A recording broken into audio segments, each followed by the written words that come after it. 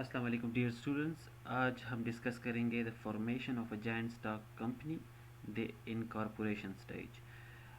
मैं हूं आपका कोर्स इंस्ट्रक्टर मोहम्मद वाजिद रज़ा और कोर्स का नाम है introduction to business.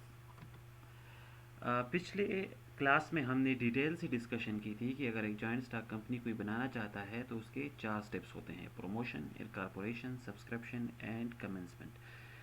Previous class में हमने प्रमोशन के बारे में डिटेल से डिस्कशन किया था। आज हम डिस्कस करेंगे the incorporation stage. Incorporation stage किसे कहते हैं? ये वो स्टेप है जिसमें प्रोमोटर्स जो होते हैं वो कुछ ज़रूरी डॉक्यूमेंट्स बनाते हैं और उन डॉक्यूमेंट्स के बाद सिक्योरिटी एक्सचेंज कमीशन इस कंपनी को रजिस्टर करते हैं और इन्हें सर्टिफिकेट ऑफ इनकॉर्पोरेशन इशू करते हैं। जब सर्टिफिकेट ऑफ इनकॉर्पोरेशन इशू हो जाता है तो जो प्राइवेट लिमिटेड कंपनी होती है वो अपने ऑपरेशन शुरू कर सकते हैं, लेकिन पब्लिक लिमिटेड कंपनी इस सर्टिफिकेट की इशू होने के बाद भी अपने ऑपरेशंस शुरू नहीं कर सकते, बल्कि उन्हें कुछ स्टेप्स और भी करने पड़ते हैं। इनकॉर्पोरेशन स्टेज में कुछ मुख्तलिफ किस्म के डॉक्यूमेंट्स होते हैं जो हम कमिंग स्लाइड्स में पढ़ेंगे। उनमें से जो बहुत ही इम्पोर्टेंट डॉक्यूमेंट्स हैं वो है मेमोरेंडम ऑफ एसोसिएशन और आर्टिकल ऑफ एसोसिएशन। यहाँ पे एक टाइपो है तो मैं ये ठीक करता चला हूँ। मेमोरेंडम ऑफ एसोसिएशन, ओके जी।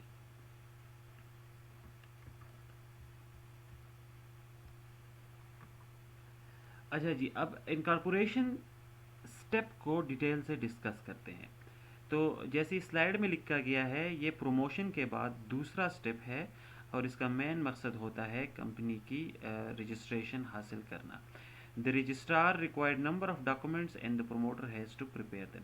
अब अगर एक कंपनी को हमने रजिस्टर करना है तो सिक्योरिटी एक्सचेंज कमीशन में जो रजिस्ट्रार होते हैं वो आपसे मुख्तलिफ़ किस्म के डॉक्यूमेंट्स के बारे में पूछेंगे और उन डॉक्यूमेंट्स को जब हम प्रोवाइड करते हैं उसके बाद ही हमारी कंपनी रजिस्टर होगी।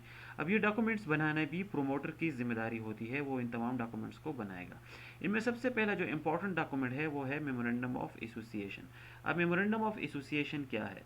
रिकॉल करें, जब हम पार्टनरशिप के बारे में बात कर रहे थे तो वहाँ पे हम पार्टनरशिप डीड बनाते थे जो पार्टनरशिप के हर किस्म के एस्पेक्ट को गाइड करता था। कंपनी में हम मेमोरेंडम ऑफ एसोसिएशन सबसे पहले बनाते हैं।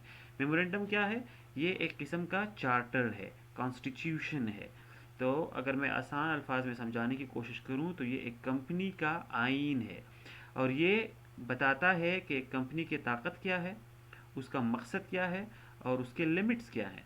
तो मेमोरेंडम ऑफ एसोसिएशन में हमने ये क्लियर कट लिखा होता है कि कंपनी क्या काम करेगी, इसके बनाने के मकासद क्या है और ये किस दायरे से बाहर नहीं जाएगा। मतलब कि ये इसके अपने लिमिट्स भी इस डॉक्यूमेंट्स में पूरी डिटेल से बताए जाते हैं।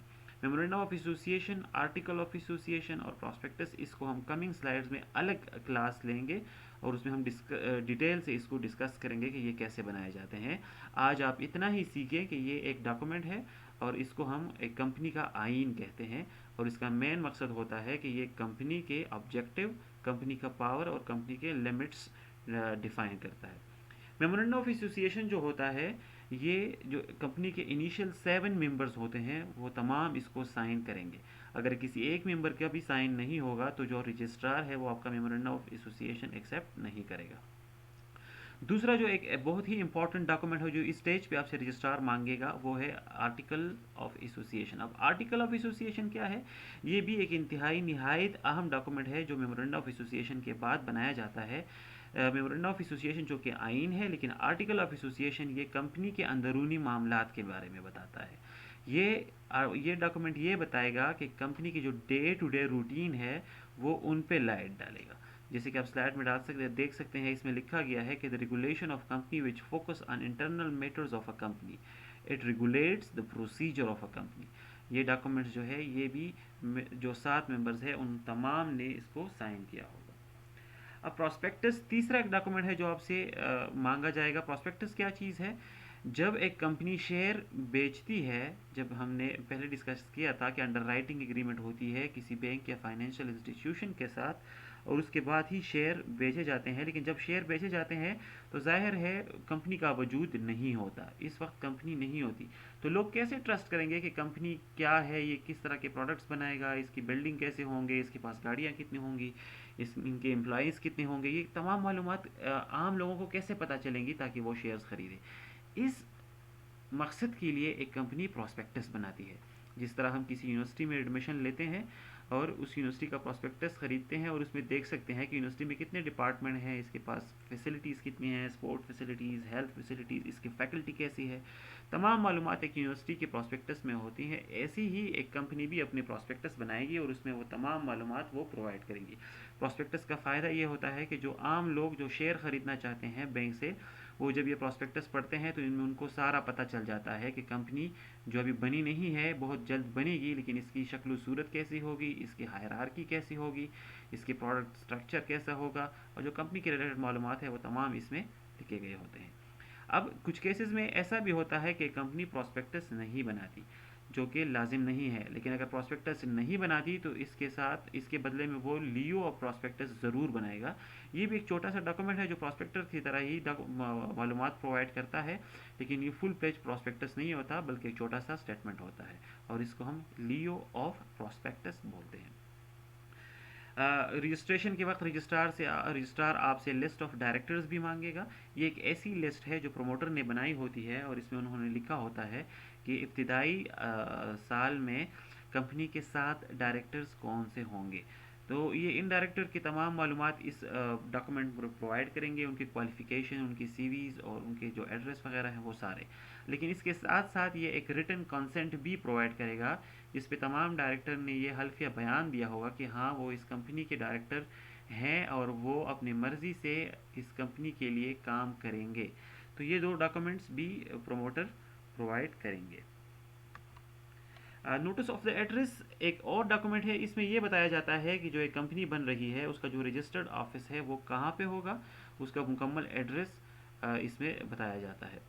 रिसिप्ट चालान, तो ये रिसिप्ट चालान की ओरिजिनल कॉपीज़ भी आप जमा करेंगे रजिस्ट्रार के साथ। ये क्या चीज़ है, तो it is original copies of challan in respect of payment of duty on share capital. जो शेयर आप बेच रहे हैं मार्केट में, जो मिनिमम सब्सक्रिप्शन आपको मिल रही है, उस पे आपने ड्यूटी पे की है या नहीं। तो जो ड्यूटी आपने गवर्नमेंट को पे की है, ड्यूटी मतलब जो टैक्सेस आपने गवर्नमेंट को पे किए हैं, उसके ओरिजिनल जो चालान है वो भी आप जमा करवाएंगे। इसके साथ साथ जो प्रिस्क्राइब्ड फिलिंग फ़ी है उसका भी जो ओरिजिनल चालान है वो भी आपने रजिस्ट्रार को जमा करवाना है। एक और डॉक्यूमेंट है जिसका नाम है statutory declaration. Statutory declaration by secretary और a chartered accountant that all the provisions of company ordinance has been fulfilled. ये एक कानूनी डॉक्यूमेंट है जो आपको एक चार्टर्ड अकाउंटेंट दे सकता है या एक सेक्रेटरी से आप करवा सकते हैं।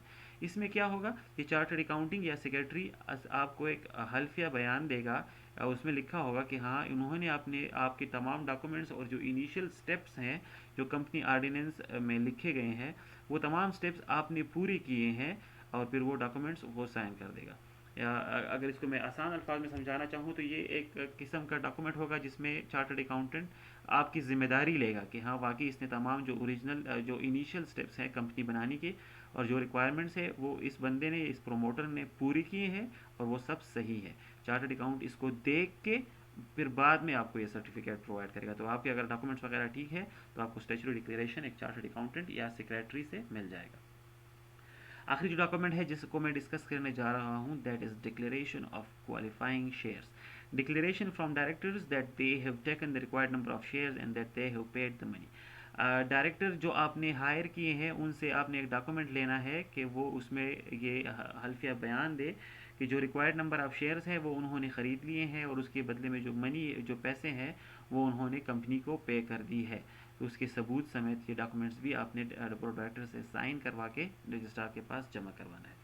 जब ये कागजात हम रजिस्ट्रार के पास जमा करवाते हैं तो रजिस्ट्रार इसके साथ हम रिक्विजिट फिलिंग फ़ी भी जमा करवाते हैं। इन फ़ी समेत तमाम ये डॉक्यूमेंट्स जब जमा होते हैं तो रजिस्ट्रार इनको स्क्रूटनाइज़ करता है, तमाम डॉक्यूमेंट्स देखता है। अगर तमाम डॉक्यूमेंट्स सही हो और कंपनी आर्डिनेंस के मुताबिक हो तो वो हमें कंपनी रजिस्टर करवा देता है और एक सर्टिफिकेट हमें इशू कर देता है। उस सर्टिफिकेट का नाम है सर्टिफिकेट ऑफ इनकॉर्पोरेशन। जब आपको सर्टिफिकेट ऑफ कॉर्पोरेशन मिल जाता है तो उसके बाद आपकी कंपनी एक लीगल एंटिटी होती है। लीगल एंटिटी से मुराद कि आपकी कंपनी को कोई भी अदालत में सू कर सकता है, या आपकी कंपनी किसी और को अदालत में सू कर सकती है अगर कोई मुतनाज़ा चीज़ हो। एक अहम बात यह है कि अगर प्राइवेट लिमिटेड कंपनी आप बना रहे हैं तो अगर आपको सर्टिफिकेट ऑफ इनकॉर्पोरेशन मिलता है तो इसके बाद डायरेक्टली आप अपने ऑपरेशन स्टार्ट कर सकते हैं। लेकिन अगर आप पब्लिक लिमिटेड कंपनी बना रहे हैं तो सर्टिफिकेट ऑफ इनकॉर्पोरेशन के बाद भी आप ऑपरेशन स्टार्ट नहीं कर सकते। अभी आपने 2 स्टेप्स और लेने हैं, जब उनको कंप्लीट करेंगे तभी आपको इजाज़त मिलेगी कि आप अपने ऑपरेशन स्टार्ट करें। Thank you so much. ये यहाँ तक आज का लेक्चर था। If you have any question feel free to email me, और या आप Excel with Sham YouTube channel पे जाएं, वहाँ इस वीडियो पे कमेंट्स करें। I will try my level best कि मैं आप लोगों के सवालों के जवाब दे सकूं। Thank you so much.